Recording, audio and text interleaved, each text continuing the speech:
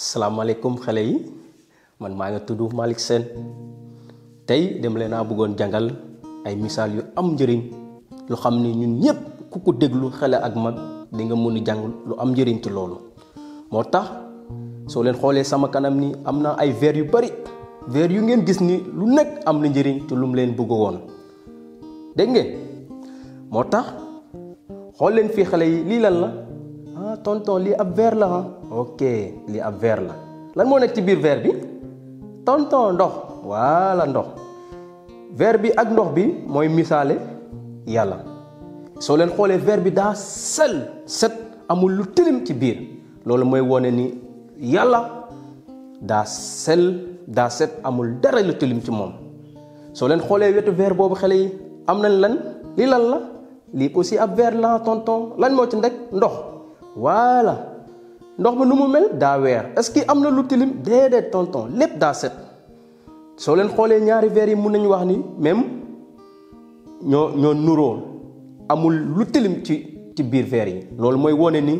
ñun aussi yalla bu mu saké nit da ko nit ku xamni da sel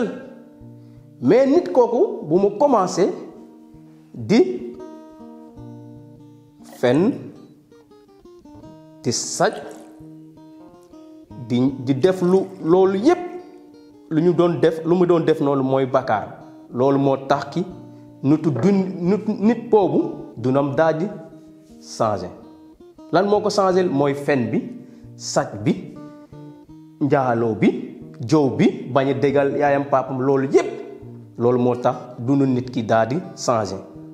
mo tax so len xolé ñaari verre yi amna lañ différence bi di da numu mel muy woné yalla da satan voilà parce que yalla da sel mais xolen verre bi muy woné ni man ak yeen ak suñu xol numu mel da tilim gis ngeen li moy man ak yow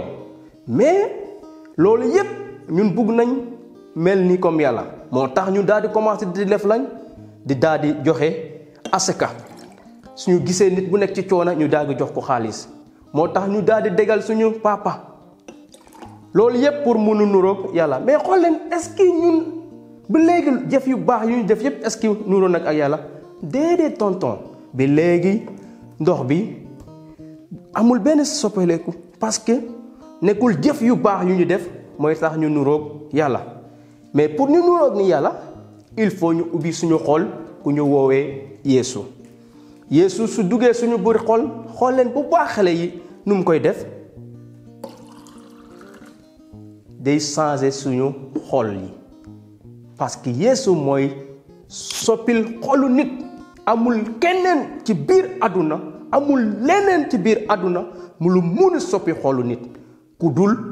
Yesu xol leen veru nu mel légui tonton da wer voilà parce que Yesu mo daaje dug suñu bir xol yow ak man Yesu su duggé suñu xol daf koy wéxal motax tay ma ngi lay ñaan yow mi may sétane di déglu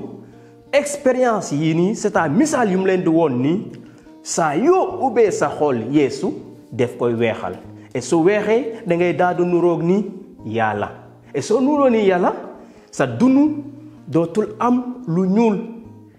doto fen doto def lu bon da ngay def lu baax comme yalla comme num leen ko waxé ci njëlben bi yalla da sel yalla ku jubla bëggul lu bon motax Yesu